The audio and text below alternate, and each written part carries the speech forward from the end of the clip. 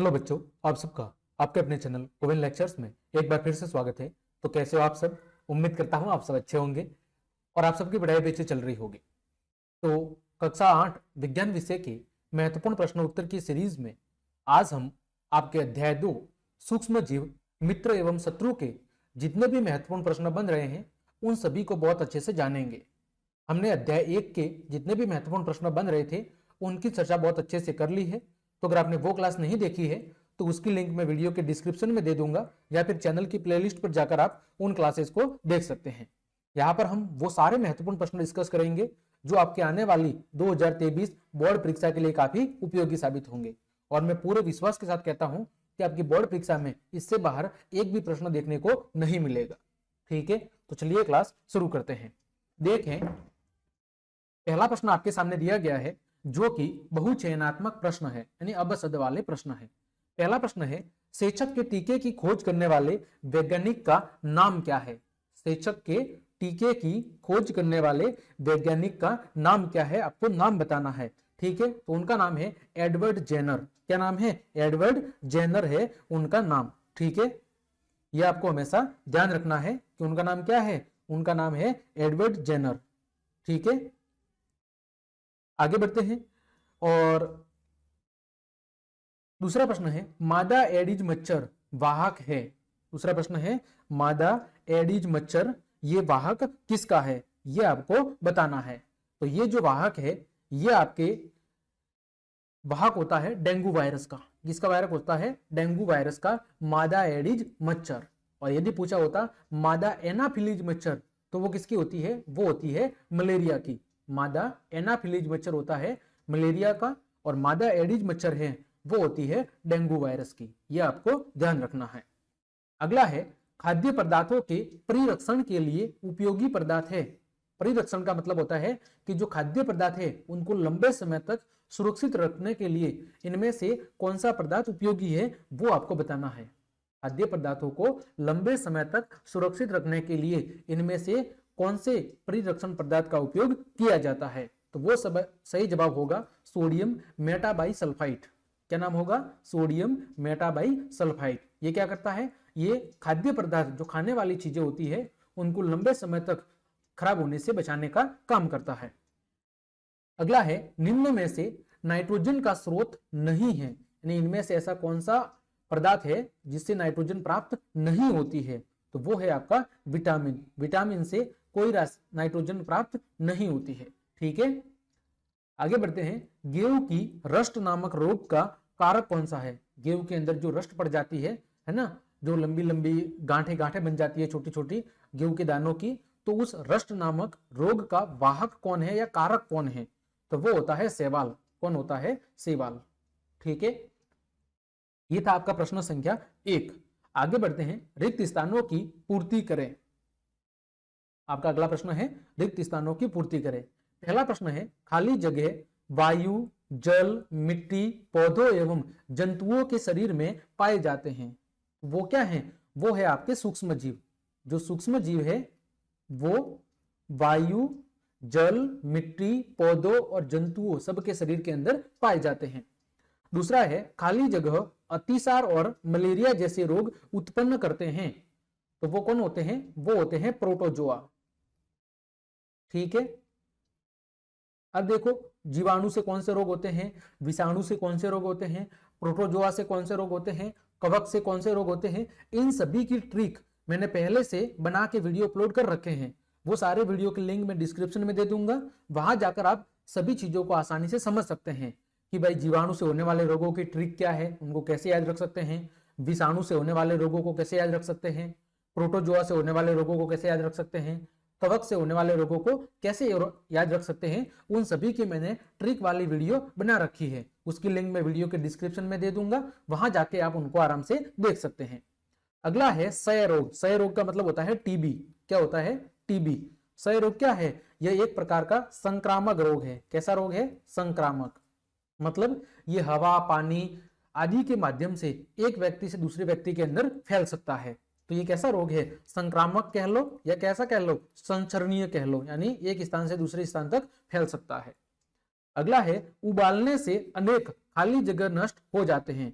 तो किसी भी चीज को उबालने से उसमें मौजूद जो अनेक सूक्ष्म जीव होते हैं, वो छोटे छोटे जीव, वो उबालने से क्या हो जाते हैं, वो नष्ट हो जाते हैं। ठीक है, ये था आपका प्रश्न संख्या 2, रिक्त स्थानों की पूर्ति वाला। आगे बढ़ते हैं, अगला प्रश्न है, हमें सत्य और असत्य बताना है। ठीक है, पहला प्रश्न है बच्चों आपके सामने कि जीवाणु केवल परपोषी में ही गुणन करते हैं। परपोषी क्या होता है? परपोषी का मतलब है वे जीव जो अपने भोजन के लिए, पर का मतलब पराये जीव यानी दूसरों पर निर्भर करते हैं, उन्हें हम कहते हैं परपोषी। और एक होते हैं स्वयं पोषी। स्वयं का मतलब खुद, पोषी का मतलब भोजन या पोषण, यानी ऐसे जीव जो अपना भोजन खुद बनाते हैं उन्हें हम कहते हैं स्वयं पोषी। और जो अपने भोजन के लिए दूसरों पर निर्भर करते हैं उन्हें कहते हैं परपोषी। तो क्या जीवाणु केवल परपोषी के अंदर ही गुणन करते हैं? यानी जीवाणु का जो विकास है, जो पनपना है 1 से 2, 2 से 3, 2 से 4, ऐसे होने की जो प्रक्रिया है, क्या वो केवल परपोषियों के अंदर ही होती है? तो ये कथन गलत है। जीवाणु चाहे वो स्वयं पोषी हो या परपोषी हो, उन सभी के अंदर वृद्धि कर सकते हैं। अगला है आपका प्रश्न, दही में अनेक सूक्ष्म जीव पाए जाते हैं। बिल्कुल सही बात है। अगला है, किण्वन की खोज लुई पाश्चर ने की थी। बिल्कुल सही बात है। अगला, अलेक्जेंडर फ्लेमिंग ने सेचक के टीके की खोज की थी। तो ये तो बिल्कुल गलत है, क्योंकि सेचक के टीके की खोज किसने की थी? एडवर्ड जेनर ने की थी। अगला है, हमारे वायुमंडल में 78% ऑक्सीजन गैस है। बिल्कुल गलत है। ऑक्सीजन कितनी है? 21% है। 78 कौन है? नाइट्रोजन है। ठीक है। अगला है, प्रोटोजोआ अतिसार और मलेरिया जैसे रोग उत्पन्न करते हैं। बिल्कुल सही बात है। प्रोटोजोआ के कारण ही अतिसार और मलेरिया जैसे रोग फैलते हैं। ठीक है, तो आपका पहला कथन गलत था, चौथा गलत है और पांचवा गलत है। बाकी कथन आपके सही थे। आगे बढ़ते हैं, कॉलम ए में दिए गए शब्दों का मिलान कॉलम बी से कीजिए। आपको क्या करना है? आपस में मिलान करना है। पहला प्रश्न है नमक। अब नमक से संबंधित कौन है यहां पर, उससे मिलान करना है। दूसरा है चीनी, फिर है तेल और फिर है पाचरीकरण। तो नमक संबंधित है वो है मांस और मछली से। फिर है चीनी, चीनी आपकी है संबंधित वो है जैम से। फिर है तेल, तेल किसके लिए काम में आता है? अचार बनाने के लिए। तो यहां पर तेल का मिलन किससे कर लेंगे? तेल का मिलन आप कर लेंगे अचार से। ठीक है। और पाचरीकरण किससे संबंधित है? ये संबंधित है आपके दूध से। ठीक है, आगे बढ़ते हैं। इसी का दूसरा प्रश्न और है मिलान वाला। एक भाग में रोगों के नाम लिखे हुए हैं और दूसरे भाग में उनको फैलाने वाले कारक के नाम। पहला है मलेरिया। तो मलेरिया किसके कारण फैलता है बच्चों? मलेरिया फैलता है प्रोटोजोआ के कारण। फिर है बच्चों पोलियो। पोलियो किसके कारण फैलता है? पोलियो फैलता है वायरस के कारण, विषाणु के कारण। हैजा किसकी वजह से फैलता है? ठीक है, पोलियो का मिलन किससे करना है? वायरस से। गलती से कर दिया इधर। पोलियो फैलता है वायरस विषाणु से। हैजा किससे फैलता है? जीवाणु या बैक्टीरिया से। और जो गेहूं की रस्ट है वो किसके कारण पड़ती है? कवक के कारण। ठीक है, आगे बढ़ते हैं। मिलान वाला है, एक भाग में वैज्ञानिकों के नाम लिखे हुए हैं, दूसरी भाग में टीकों और संबंधित दवाइयों के नाम लिखे हुए हैं। पहला है रॉबर्ट कोच। तो रॉबर्ट कोच ने किसका आविष्कार किया था? बैसिलस एनब्रेसिस का। फिर एडवर्ड जेनर, उन्होंने किसका आविष्कार किया था? सेचक के टीके का। लुई पाश्चर ने किण्वन की खोज की थी और अलेक्जेंडर फ्लेमिंग ने पेनिसिलिन के टीके की खोज की थी। तो ये आपको अच्छे से मिलान करना था। आगे बढ़ते हैं, अति लघुरात्मक प्रश्न, यानी एक शब्द या एक वाक्य में उत्तर वाले प्रश्न। पहला प्रश्न है, सर्दी, जुकाम और फ्लू में प्रतिजैविक प्रभावशील क्यों नहीं होते हैं? सर्दी, जुकाम और फ्लू के अंदर हमारे अंदर जो प्रतिजैविक होते हैं, जो बीमारियों से लड़ने का काम करते हैं, वो प्रभावशील क्यों नहीं होते, वो काम क्यों नहीं करते हैं? तो क्योंकि सर्दी, जुकाम और फ्लू रोग के कारक जो वायरस हैं, विषाणु हैं, अतः इन पर प्रतिजैविक औषधियों का प्रभाव नहीं होता है। यानी सर्दी, जुकाम और जो फ्लू जैसे रोग फैलते हैं वो किसके कारण फैलते हैं? विषाणु या वायरस के कारण फैलते हैं। और इन विषाणु या वायरस पर जो प्रतिजैविक औषधियां होती है उनका कुछ भी प्रभाव नहीं होता है, अतः ये काम नहीं करते हैं। दूसरा है, चीनी के एल्कोहल में परिवर्तित होने की क्रिया को क्या कहते हैं? ठीक है, चीनी का एल्कोहल के अंदर परिवर्तन। एल्कोहल का सूत्र क्या होता है? C2H5OH। इसके अंदर जब चीनी परिवर्तित होती है तो इस क्रिया को क्या कहते हैं? इस क्रिया को कहते हैं बच्चों किण्वन क्रिया। क्या कहते हैं? किण्वन क्रिया। अगला है एंथ्रेक्स रोग का कारक क्या है। जो एंथ्रेक्स रोग होता है वो किसकी वजह से फैलता है। तो जो एंथ्रेक्स रोग है वो बैसिलस एंथेसिस नामक जीवाणु या बैक्टीरिया की मदद से फैलता है। किसकी वजह से? बैसिलस एंथेसिस नामक जीवाणु या बैक्टीरिया के कारण फैलता है।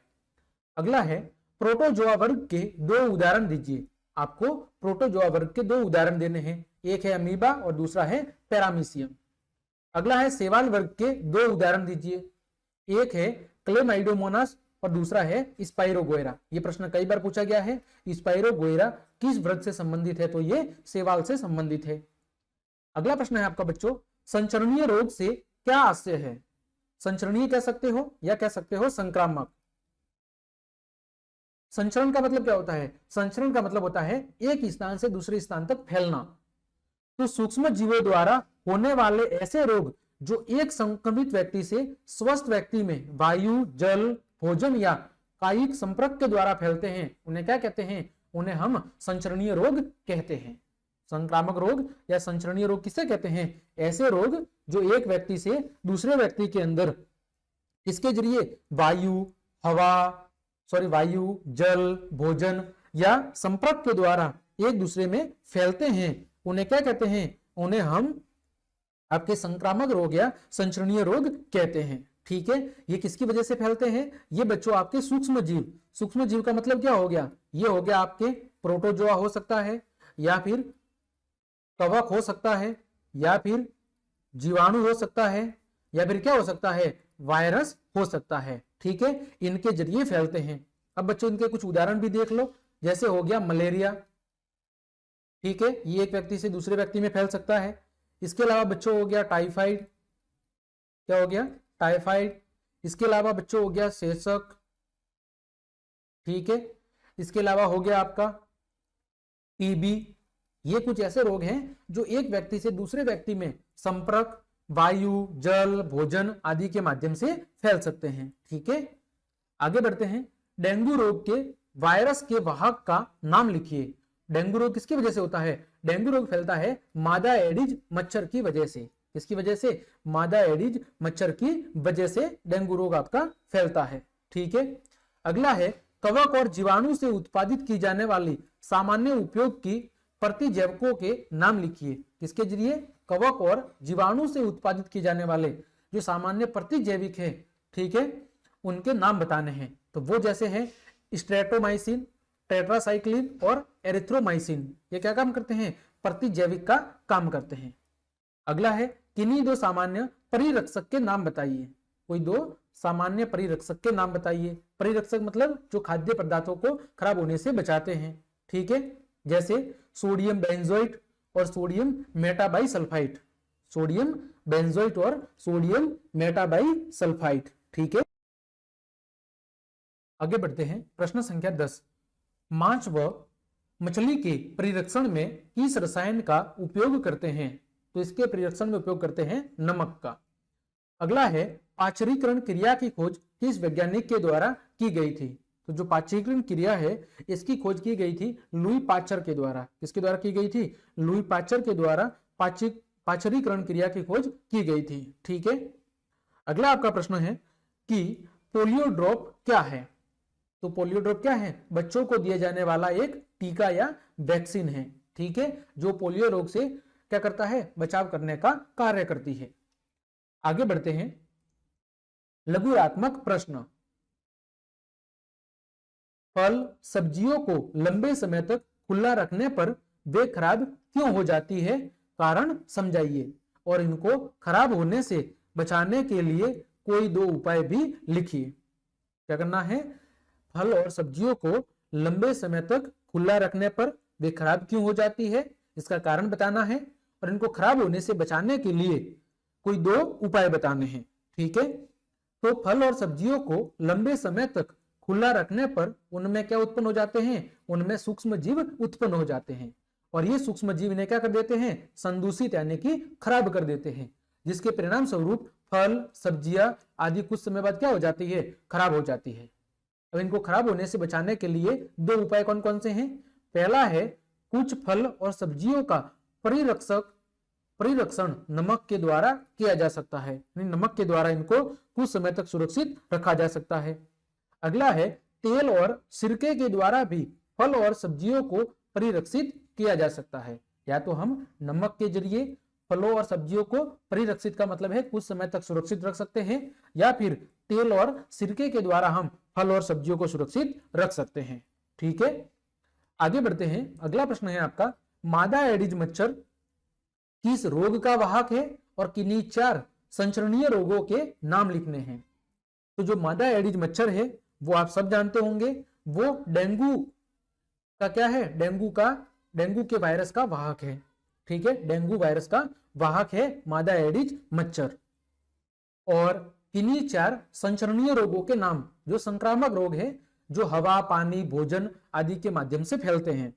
तो वो बच्चों आपके जो रोग है वो कौन कौन से हो जाएंगे, वो हो जाएंगे हैजा, चिकन पॉक्स, क्षय रोग यानी टीबी और सामान्य सर्दी जुकाम। ये ऐसे रोग हैं जो हवा, पानी आदि के माध्यम से एक जीव से दूसरे जीव के अंदर फैल सकते हैं। ठीक है, आगे बढ़ते हैं। सूक्ष्म जीव किन्हें कहते हैं, समझाइए। तो सूक्ष्म जीव क्या होता है, आप सब जानते होंगे कि ये जो जीव है वो बहुत ही क्या होते हैं, अत्यंत ही छोटे होते हैं। यानी ऐसे जीव जिन्हें हम बिना यंत्र की सहायता से नहीं देख सकते, यानी खुली आंखों या नंगी आंखों की मदद से हम नहीं देख सकते, उन्हें केवल यंत्र की मदद से ही देखा जा सकता है।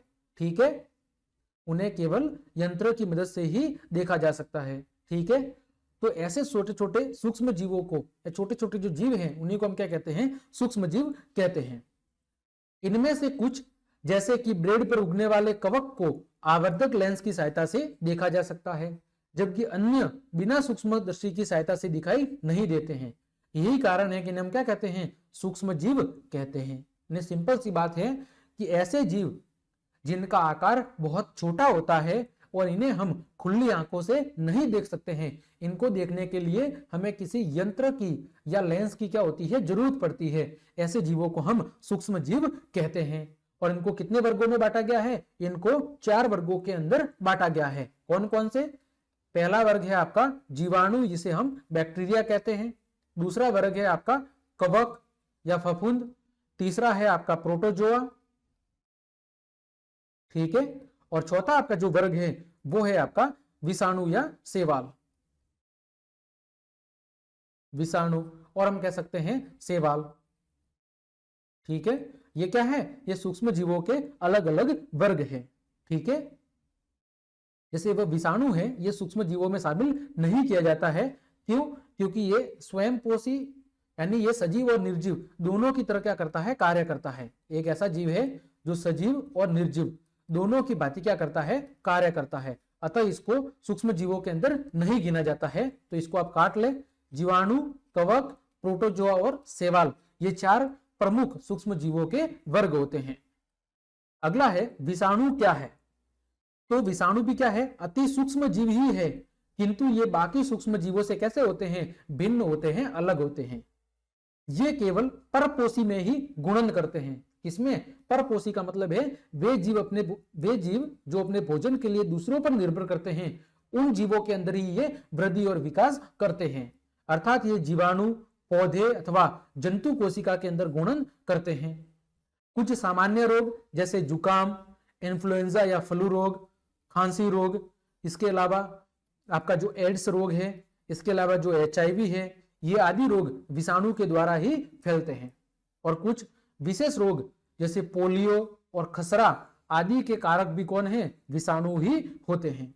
ठीक है, और जो इनकी एक महत्वपूर्ण विशेषता है, ये विशेषता क्या होती है कि ये शरीर से बाहर होने पर, ये किसी जीव के शरीर से बाहर होने पर किसकी भांति व्यवहार करते हैं, निर्जीव प्राणी की भांति व्यवहार करते हैं।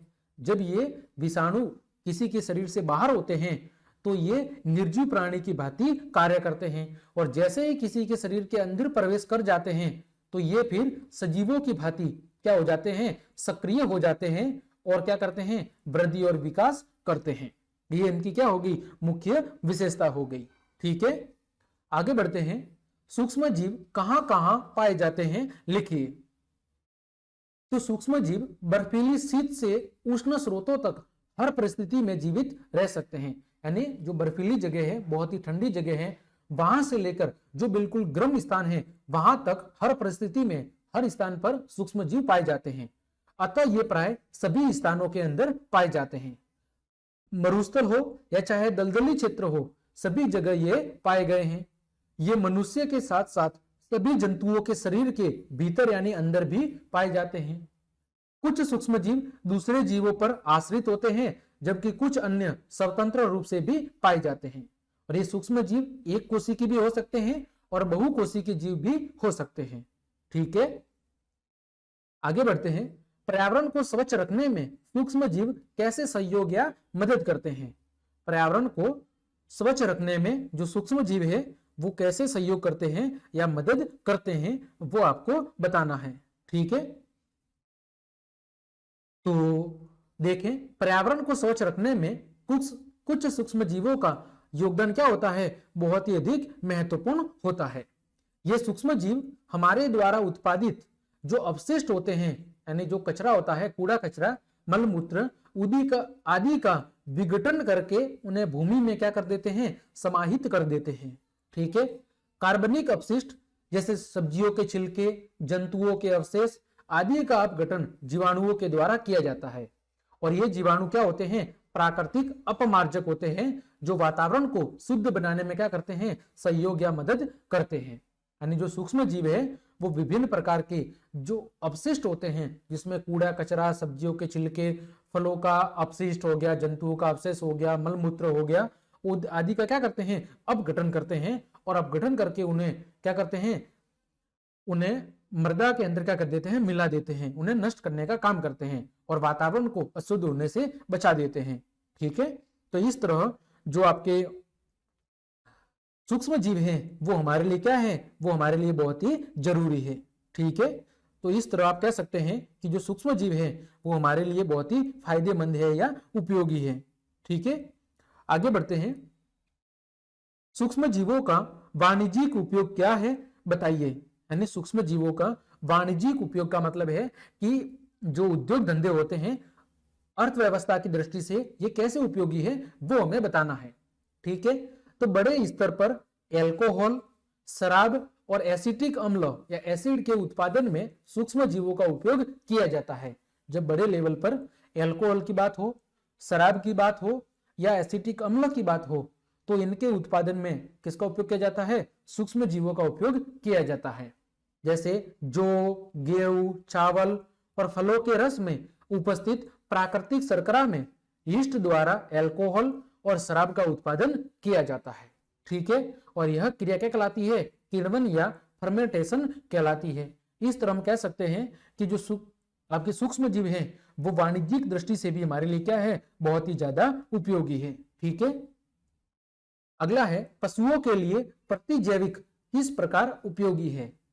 पशुओं के लिए प्रतिजैविक किस प्रकार उपयोगी है। ठीक है, तो पशुओं के लिए जो प्रतिजैविक हैं वो विभिन्न बीमारियों को रोकने में क्या करते हैं, सहायता करते हैं या मदद करते हैं। जो प्रतिजैविक है वो विभिन्न बीमारियों से रोकने में या उनसे लड़ने में क्या करते हैं, हमारी मदद करते हैं। पशु आहार और कुक्कुट आहार में प्रतिजैविक मिलाते हैं। पशुओं का जो आहार होता है, भोजन होता है, और जो कुक्कुट यानी कि मुर्गियों का जो मुर्गियों का जो भोजन होता है उसके अंदर प्रतिजैविक मिलाते हैं, जो पशुओं में सूक्ष्म जीवों के संचरण को क्या करते हैं, रोकते हैं। जो पशुओं के अंदर जो सूक्ष्म जीव हैं उनका जो संचरण होता है, सूक्ष्म जीवों के जो फैलने की क्रिया होती है उसको रोकते हैं। प्रतिजैविक पशुओं में प्रतिरोधक क्षमता यानी विभिन्न रोगों से लड़ने की जो क्षमता है उसको विकसित करते हैं, और वैक्सीन या टीके के माध्यम से क्या होती है, जो वैक्सीन या टीके के माध्यम से उत्पादित होती है। यानी जो प्रतिरोधक क्षमता है वो जब वैक्सीन या टीका लगाया जाता है प्रतिजैविक का, तो उसके माध्यम से वो क्या होती है, उत्पन्न होती है और पशुओं को विभिन्न रोगों से लड़ने में क्या करती है, मदद करती है। अगला है कीटों एवं जंतुओं द्वारा रोग कारक सूक्ष्म जीवों का संचरण किस प्रकार होता है। कीटों और जंतुओं के द्वारा जो रोग कारक सूक्ष्म जीव हैं उनका संचरण किस प्रकार होता है। तो कुछ कीट और जंतु ऐसे होते हैं जो रोग कारक सूक्ष्म जीवों के क्या होते हैं, वाहक होते हैं। जो रोग फैलाने वाले सूक्ष्म जीवों के वाहक होते हैं, उन्हें एक स्थान से दूसरे स्थान तक फैलाते हैं।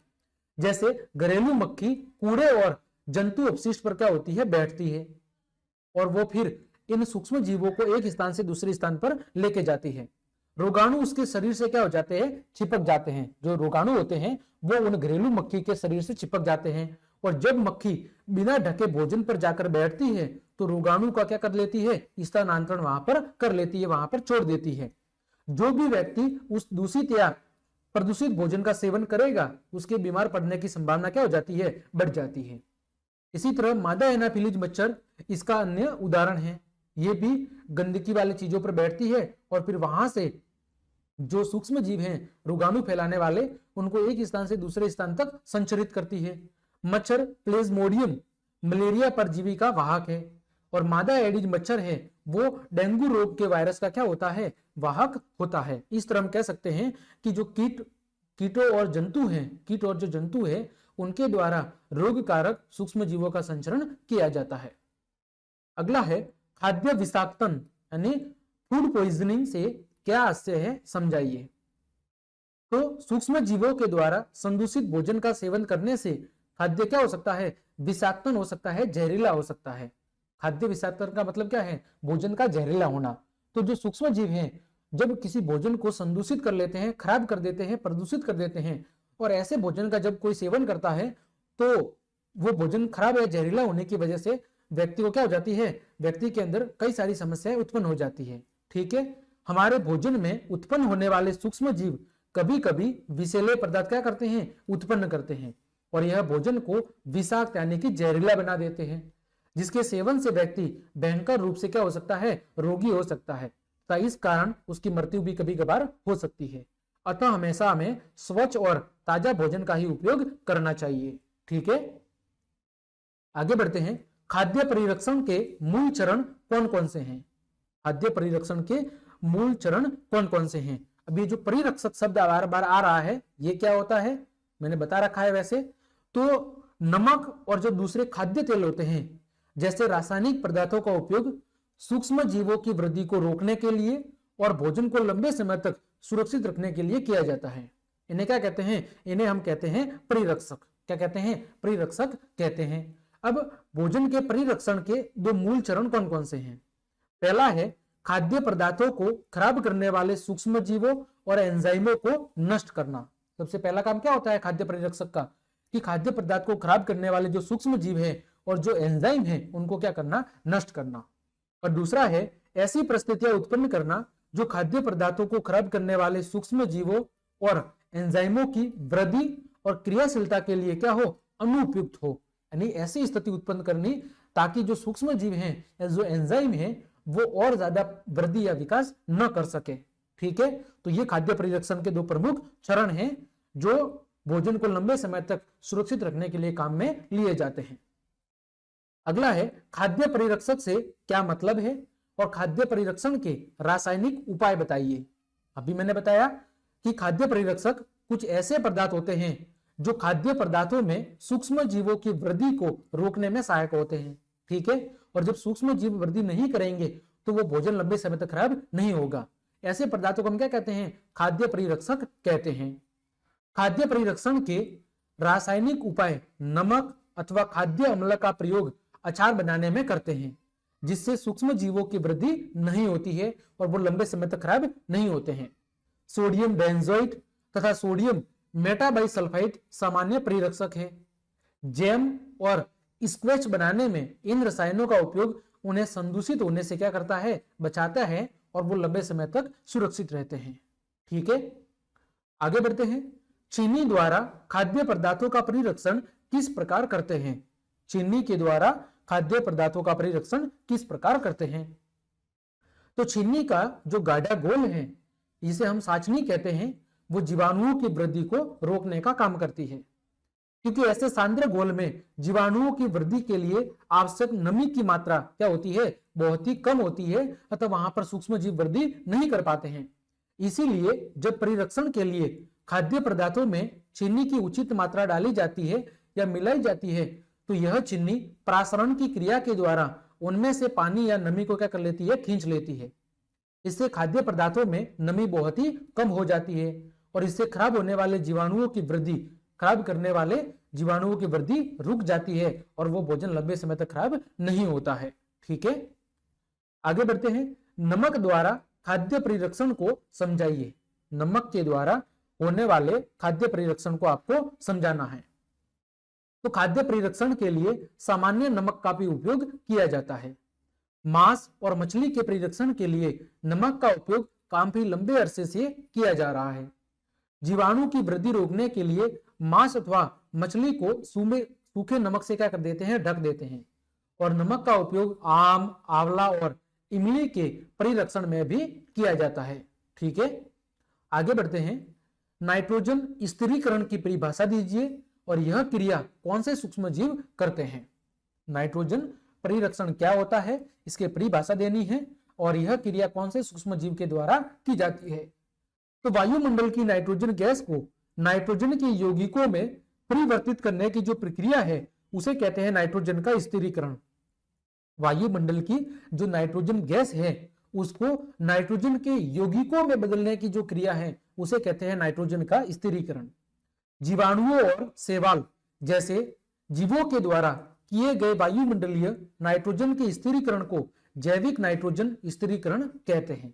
यानी कि जीवाणुओं और शैवाल जैसे जीवों के द्वारा किए जाने वाले वायुमंडलीय नाइट्रोजन के स्थिरीकरण को क्या कहते हैं, जैविक नाइट्रोजन स्थिरीकरण कहते हैं।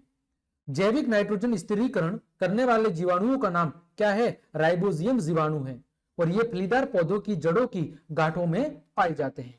किसके द्वारा किया जाता है, राइबोजियम जीवाणु के द्वारा। और ये पाया कहा जाता है, फलीदार पौधों की जो जड़ होती है उनकी गांठों में पाए जाते हैं। जैविक नाइट्रोजन स्थिरीकरण करने वाले शैवाल नील हरित शैवाल होते हैं और ये शैवाल धान के खेतों के अंदर पाए जाते हैं। ठीक है, तो ये आपका इस प्रश्न का उत्तर था। आगे बढ़ते हैं। अमीबा का साफ और स्वच्छ चित्र बनाइए। तो ये आपका अमीबा का चित्र है। अमीबा कैसा जीव है, एक कोशिकीय जीव है। कैसा जीव है, एक कोशिकीय जीव है।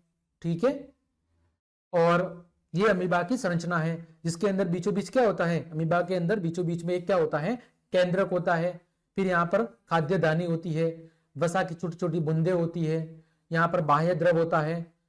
ठीक है, फिर अंतःद्रव होता है, फिर आकुंचनशील ये धानी होती है और ये क्या होते हैं, पादप होते हैं जो क्या करते हैं, भोजन को अपनी ओर खींचने का काम करते हैं। तो ये अमीबा का चित्र था। आगे बढ़ते हैं। अगला प्रश्न है, यदि नाइट्रोजनी यौगिकों को नाइट्रोजन गैस में परिवर्तित करने वाले विशिष्ट जीवाणु नष्ट हो जाए तो क्या प्रभाव पड़ेगा। तो कुछ विशिष्ट जीवाणु नाइट्रोजनी यौगिकों को नाइट्रोजन गैस में बदलने का काम करते हैं जो वायुमंडल में फिर चली जाती है।